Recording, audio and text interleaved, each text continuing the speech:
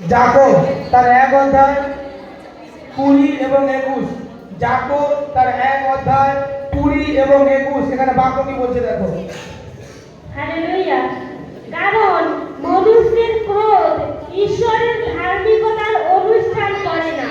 অতএব তোমরা সকল অসুচিতা এবং দুষ্টতার উচ্ছ্বাস ফেলিয়া দিয়া মৃদুভাবে সেই রচিত বাক্য গ্রহণ করো, যাহা তোমাদের প্রাণের পরিত্রাণ সাধন করিতে পারে। আমেন। হালেলুয়া।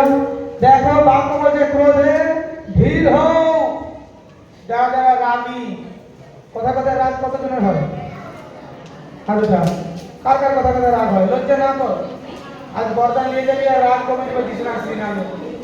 চিন্তা না কর, এই ভবিষ্যৎ যখন জিজ্ঞেস করে তোদেরকে বরদান দেওয়ার জন্য জিজ্ঞেস করে, প্রভু আশীর্বাদ করবে। কি বলছে?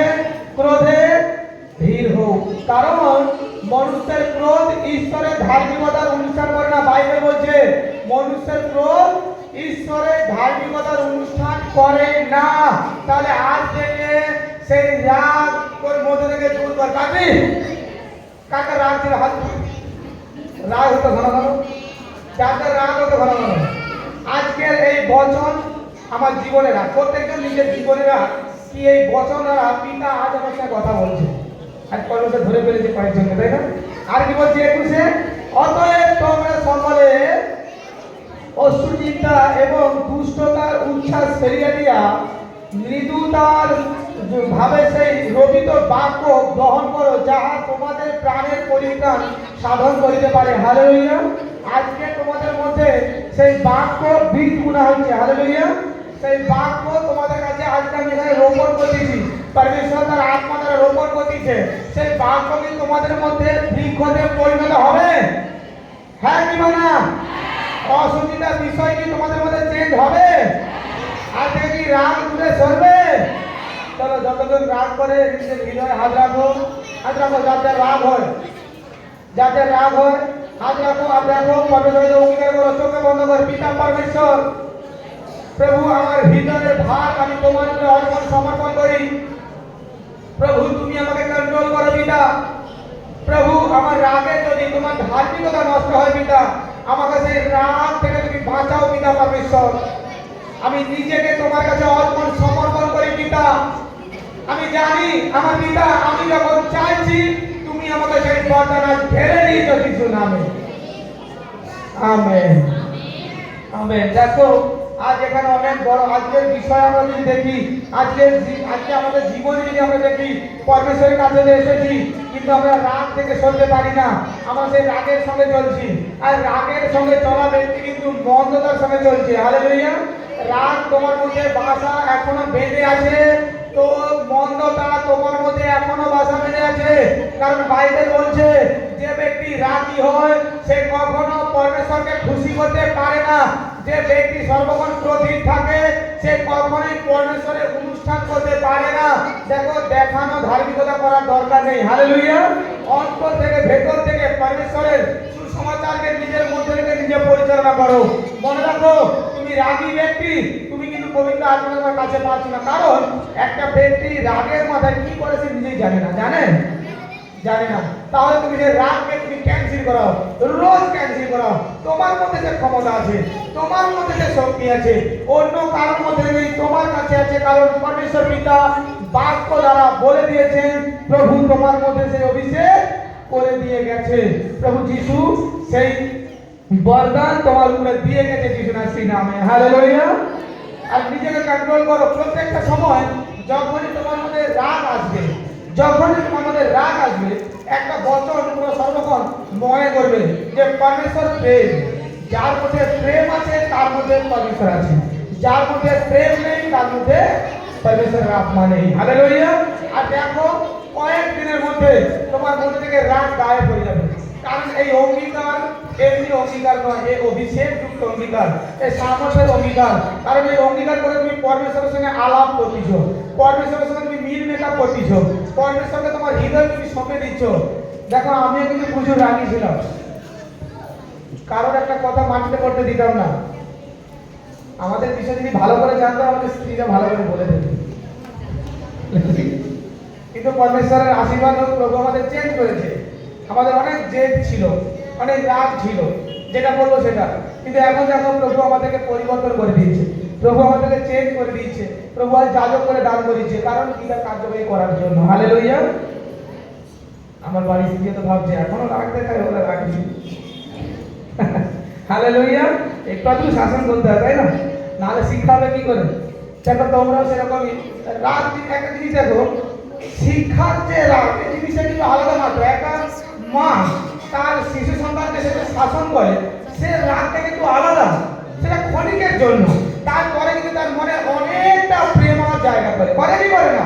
যে আমার সন্তানকে আমি মারলাম, তারপরে তার মধ্যে অনেক প্রেম বাসা বাঁধিয়ে দেয়, তার সন্তানকে সে জড়িয়ে ধরে কত আমোদ প্রমোদ করে। এর রাগ আলাদা, আর শত্রুতার রাগ আলাদা, দুটোকে এক করবে না। শিক্ষার রাগ তোমরা সর্বক্ষণ ধরে রাখো। পিতা চায় তোমরা শিক্ষার রাগকে ধরে রাখো, কারণ বাইবেলের বচনে যে আছে, তোমরা দেখবে যদি তোমরা বাইবেল পড়ো, তোমরা রাজাবলী পড়বে, সেখানে দেখবে তোমরা যে সমুয়েলের কাহিনী আছে। সমুয়েলের যে যাজক ছিল এলিও, তার যে পুত্রেরা ছিল, তার যে সন্তানেরা ছিল, তারা কিন্তু বদমাশ ছিল। তারা কি করতো?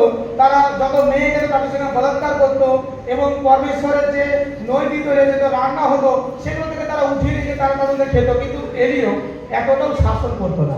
তার জন্য কিন্তু এলিওর কি হয়েছিল? এলিওকে শাস্তি পেতে হয়েছিল, এবং তার সন্তানদেরকেও শাস্তি হয়ে গিয়েছিল। এলিও কিন্তু যাজক ছিলেন। সেরকম তোমরাও এর রাগ থেকে বা এর শাসন থেকে সরে যেও না। এটা তোমাদের মধ্যে ধরে রাখো, তোমাদের ছেলে মেয়েদেরকে শাসন করো। তোমরা খুব শাসন করো, তাদেরকে মানুষের মতো মানুষ করে দিল, পড়াশোনা করাও, তোমরা গুরুত্ব দাও তাদের পিছনে। আমি এর আগের বিষয়ে আসছি না। হালেলুয়া। আমি আসছি শত্রুতার রাগ। সে রাগ তোমাদের মধ্যে, যে রাগ আমাকে পিতার কাছ থেকে দূরে সরিয়ে দেয়, এরকম রাগ আমার মধ্যে না থাকাটাই ভালো। হালেলুয়া। এরকম রাগ কি তোমাদের মধ্যে থাকবে? যে আমি রাগের বসে কি করছি আমি কিছু ভেবে পাচ্ছি না। মনে রাখো, মন্দ আত্মা কিন্তু তোমার ওই রাগটাকে ব্যবহার করবে, ও তোমাকে নষ্ট করে দিতে চাইবে। রাগে তোমাদের যা কিছু করবে রাগের মাথায়। তুমি একটা কথা ভাববে, আর একটু রাগের মাথায় ভুল করেছি, পরমেশ্বর ক্ষমা করে দিবে। কিন্তু এখানে বাক্য তোমাকে জানিয়ে দিয়েছে, তুমি যদি ওই ব্যক্তি হও, কঠিনতর ব্যক্তি হও, তুমি কখনো পরমেশ্বরের ধার্মিকতার অনুষ্ঠান করতে পারো না। যতজন এতদিন ছিলে, আজ থেকে সেটা বন্ধ করে দাও, ক্যান্সেল করে দাও। তোমরা পরমেশ্বর যেমন বলতে পারো, অসুচিতা, দুষ্টতা, এই জিনিসগুলো টোটাল ক্যান্সেল করো। এক পবিত্র আত্মার জীবনযাপন করো। প্রচুর বিশ্বাসী প্রভু যিশুকে সম্মান হয় বলে তারা সাজগুজ করেন, অনেক স্ত্রীরা। আবার অনেক স্ত্রীরা এই যে এখান থেকে কোনো কানে কানে পড়ে, এটা করার দরকার নেই। এটা পরমেশ্বরের মহিমা করা হয় না। এটা কিন্তু জগতের ব্যক্তিরা দেখলে পরমেশ্বরের চিন্তা করা হবে। এটা করো না। যদি তো করে থাকে খুলে দাও। আমি তোমাদের সত্য বলছি, আমি যা বলছি তা তোমরা আগামী দিনে জানতে পারবে। খুলে দাও। এইখানে একটা ঠিক আছে, তাই না? এখানে একটা ঠিক আছে, এগুলোতে কেন দরকার নেই। যদিও ছিল, খুলে দাও। আমাদের সাজ সরঞ্জাম যা কিছু হবে, সব কিছু পরমেশ্বরের মহিমা করার জন্য হবে। আমি তোমাদের সত্য বলছি, আমি আমার পিতাকে জানি, আর তার কারণে তোমাদের এই সকল কথাগুলোকে বলছি। একটা সময় মন্দ স্পিরিট তোমাদেরকে অনেক কিছুতে ব্যস্ত করে দিবে, অনেক সুখ আনন্দে ব্যস্ত করে দিবে। যখনই তোমার কাছে পরমেশ্বরের আশীর্বাদ আসার টাইম, ও তখনই তোমাদেরকে এগুলো করবে। কারণ কেন জানো? যাতে তুমি সুখ শান্তি আমোদ প্রমোদে ভরে গিয়ে সদা প্রভুর কাছ থেকে দূরে চলে যাও। হালেলুয়া। তোমার মনে হবে, আরে এখানে বলছি অপরাধ নেই, এখানে বলে অপরাধ করছে, হতেই পারে মনে। আমি বলছি তোমরা অনেক ভালো, অন্য জায়গার কথা বলছি, হতে পারে যাতে এখান থেকে তোমাদেরকে ব্যবহার করবে। আমি আমার নিজের জীবনের উপর থেকে তোমাদেরকে বলছি, তোমাদেরকে ইচ্ছে করে ব্যস্ততার মধ্যে রেখে দেবে, যাতে তোমরা পরমেশ্বরের সঠিক ব্লেসিং বা আশীর্বাদ তোমরা দেখতে যেন না পাও। বা প্রভু যিশু তোমাকে ব্লেসিং দেওয়ার জন্য তুমি 3 মাস প্রার্থনা করেছো, আরাধনা করেছো, প্রভুর কাছে ডাকছো প্রভুকে। প্রভু যখন তোমাদের গেট খুলতেছে, তুমি তখন মুখ উল্টা দিকে ফিরিয়ে নিচ্ছ। মনে রাখো, মন্দ আত্মা কিন্তু হাসবে। প্রভু গেট বন্ধ, তোমার জীবনে সুখ শান্তি বন্ধ, তুমি তখন হাত করবে। হালেলুয়া। তখন তোমার মনে হবে, আমি কেন আমার যাজকের কথা শুনি নাই? হালেলুয়া। কেন আমি জ্ঞানের কথা শুনি নাই? আমার মধ্যে কেন সেই জ্ঞান ভাষা বাঁধে নাই? হালেলুয়া। তার জন্য এরকমই রাগ থেকে বন্ধ করে। এবং তোমরা সাজ সজ্জা খুব করো। আমি তোমাদের সত্য বলছি, তোমরা যারা স্ত্রীরা আছো, সব সময় তোমরা সুন্দরভাবে সাজ পোশাকে থাকবে। কোথাও লেখা নেই যে প্রভুর শিষ্য হলে বা প্রভু পরমেশ্বরের সঙ্গে চললে তোমরা সাজ হতে নেই। তোমরা জগতের ব্যক্তি থেকে থেকেও দামি, যারা স্ত্রী লোকেরা আছো তোমরা জগতের স্ত্রীদের থেকেও দামি, কারণ ঈশ্বরের সন্তান তোমরা, কন্যা, রাজকন্যা তোমরা। তাই তোমরা সেই সজ্জা থাকো। দেখো বাইরে যেমন আমাদের সাজসজ্জা আছে, এক থেকে ভিতরে সাজসজ্জা আরো মজবুত হতে হবে, আরো শক্তিশালী হতে হবে। আর সেটা কি করে আমি সাজবো? সেই সাজসজ্জা আমি কি করে সাজবো? প্রার্থনা করবে, প্রার্থনা আর বাইবেল পাঠ, এই অলংকার তোমার মধ্যে রাখো। দেখো তুমি যদি সোনার দুল করো, আমি তোমাদেরকে অভিষেক করি, তোমাদের জিনিস কোনো জন্য চুরি হবে না, আমি নমুনা দিচ্ছি, সেটাকে কেউ চিন্তা করে নিতে পারবে। কিন্তু বাইবেলের বচন আর প্রার্থনার জীবন তোমার মধ্যে কেউ চিন্তা করতে পারবে না, কারোর ক্ষমতা নেই। বরঞ্চ যখনই তুমি প্রার্থনা করা স্টার্ট করবে, বাইবেল পড়া স্টার্ট করবে, তোমার মধ্যে থেকে অসুচি অশুভগুলো দূর হয়ে যাবে।